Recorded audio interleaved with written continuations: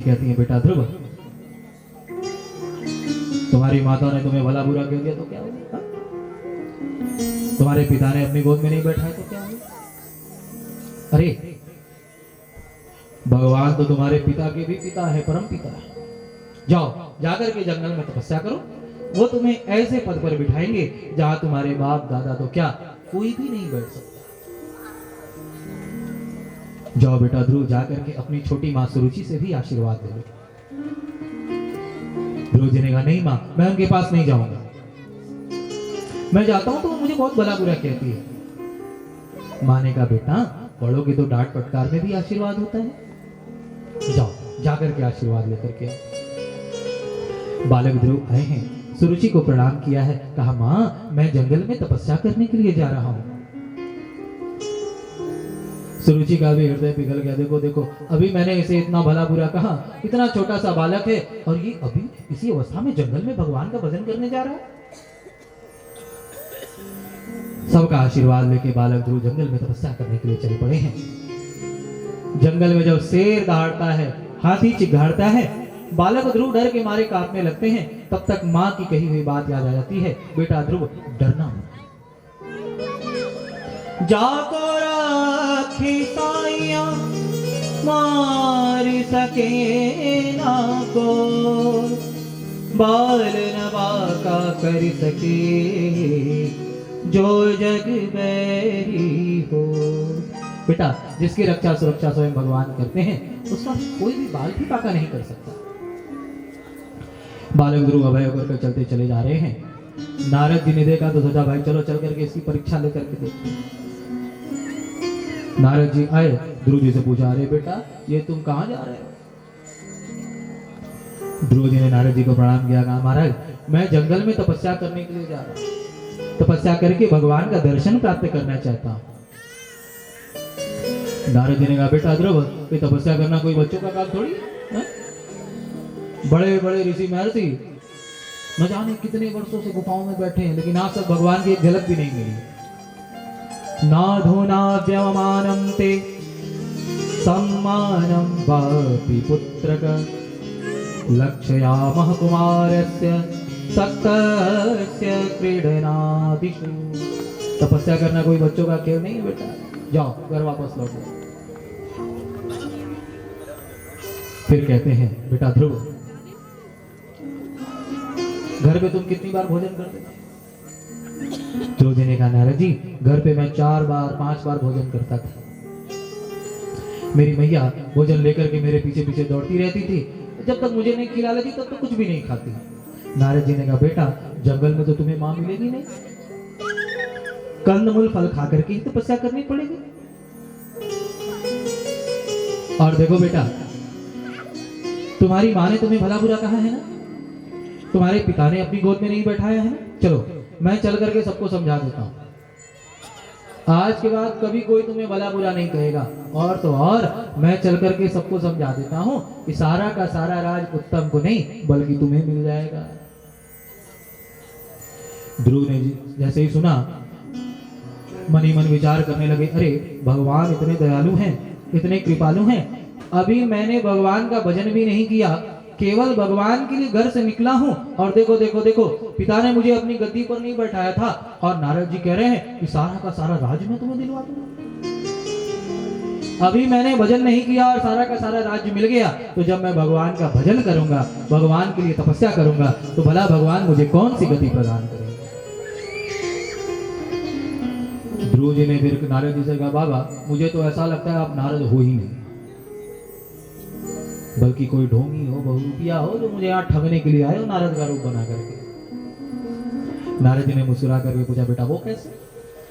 कहा क्योंकि मेरी मां ने मुझसे हमेशा कहा करती थी कि बेटा ध्रुव जिसको नारद जी जैसे संत मिल जाते हैं वो तो उसे भगवान का दर्शन करा करके ही रहते हैं, और आप तो मुझे घर जाने के लिए कह रहे हो। इससे सिद्ध होता है कि आप कोई नारद वारद नहीं है, बल्कि कोई ढोंगी बहुरूपिया हैं जो मुझे यहाँ ठगने के लिए आए। ऐसा कहकर के ध्रुव जी महाराज जाने लगे हैं। नारद जी ने देखा उनके नेत्रों से प्रेम के आंसू बहने लगे हैं। दौड़े दौड़े ध्रुव जी के पास आए, ध्रुव जी को उठा करके अपने हृदय से लगा लिया है। कहा, अरे बेटा ध्रुव, मैं ही देवर्षि नारद हूँ। अरे मैं तो तुम्हारी परीक्षा ले रहा था, जाओ जा करके मधुबन में तपस्या करो। बेटा ध्रुव, मैं सत्य कहता हूं, भगवान तो तुम जैसे भक्तों के लिए ही है। अरे भगवान तुम्हें अपना दर्शन नहीं देंगे तो किसे देंगे? ओम नमो भगवते वासुदेवाय का मंत्र नारद जी ने ध्रुव जी को दिया है। ध्रुव जी महाराज मधुबन में आकर के, ऋषिकेश में स्थान है जहां पर ध्रुव जी ने कठोर तपस्या करी थी।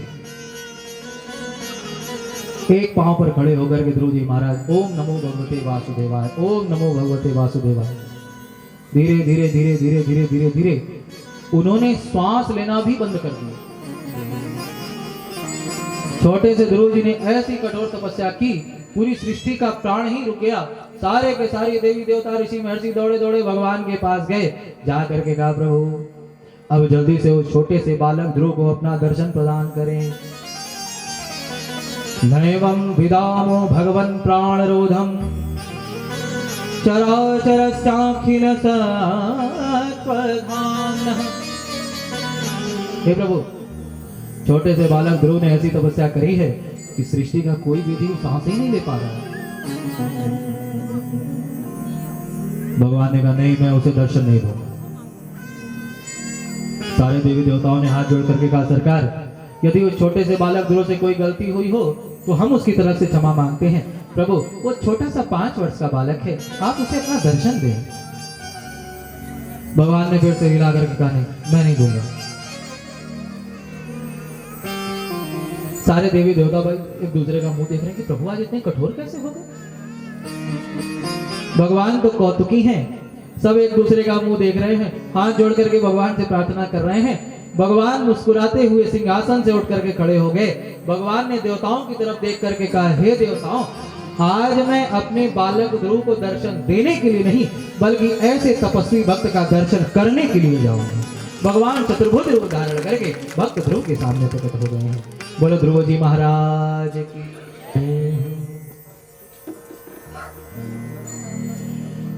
भगवान ध्रुव जी के सामने प्रकट हुए। ध्रुव जी ने भगवान को देखा। अब भगवान को एक टक देखते रह गए, सोचते हैं कि भैया मैंने मैया से ये तो पूछ लिया कि दर्शन कैसे होगा, गुरु जी ने ये तो बता दिया भगवान कैसे मिलेंगे, लेकिन भगवान मिल जाएंगे तो करना क्या है तो बताए नहीं, क्योंकि 5 वर्ष के छोटे से बालक है। ध्रुव जी महाराज एक टक भगवान को देख रहे हैं, भगवान ध्रुव जी को एक टक देख रहे हैं। देखते देखते देखते देखते 5 मिनट हुआ, 10 मिनट हुआ, 20 मिनट हुआ।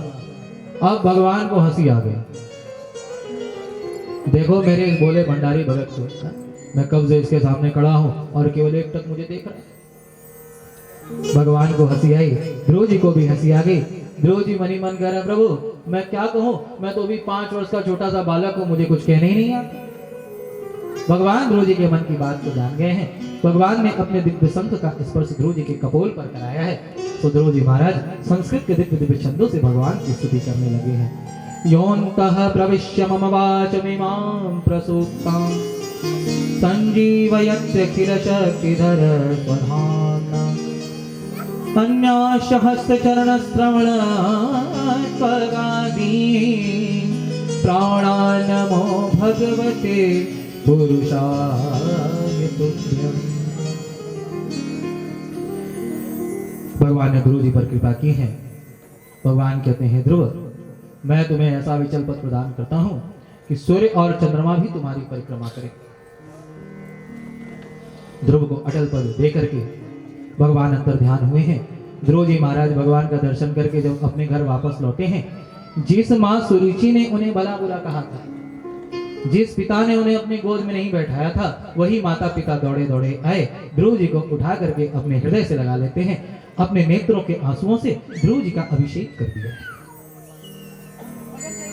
मेरे परम पूज्य गुरुदेव कहते हैं सबसे बड़ी गोद है भगवान की गोद। जो भगवान की गोद में बैठ जाता है सभी उससे प्रेम करने लगते हैं, सभी उसको अपनी गोद में बैठाना चाहते हैं। और जो भगवान से प्रेम नहीं करता उसे कोई भी प्रेम नहीं करता। हम जो अपनी शक्ति सामर्थ्य का अहंकार करते हैं, मैंने अपने बाल बच्चों को जन्म दिया, मैंने पढ़ाया लिखाया, ये किया वो किया, ये हमारा अहंकार ही है। ध्रुव जी कुछ नहीं बोल पा रहे थे। भगवान ने अपने शंख का स्पर्श कराया तो ध्रुव जी महाराज संस्कृत के दिव्य दिव्य छंदों से स्तुति करने लगे। याद रखिएगा, भगवान चाह रहे हैं कि हम देखें तभी देख पा रहे हैं। भगवान चाह रहे हैं कि हम सुने तभी सुन पा रहे हैं। भगवान चाह रहे हैं कि हम नौकरी करें तभी कर पा रहे हैं। अभी हाथ में लकवा लग जाए तो क्या हम नौकरी कर सकते हैं? हमारे हाथ में है क्या? भगवान चाह रहे हैं कि हम कथा करें तभी कर पा रहे हैं। भगवान चाह रहे हैं कि आप कथा सुने तभी आप सुन पा रहे हैं।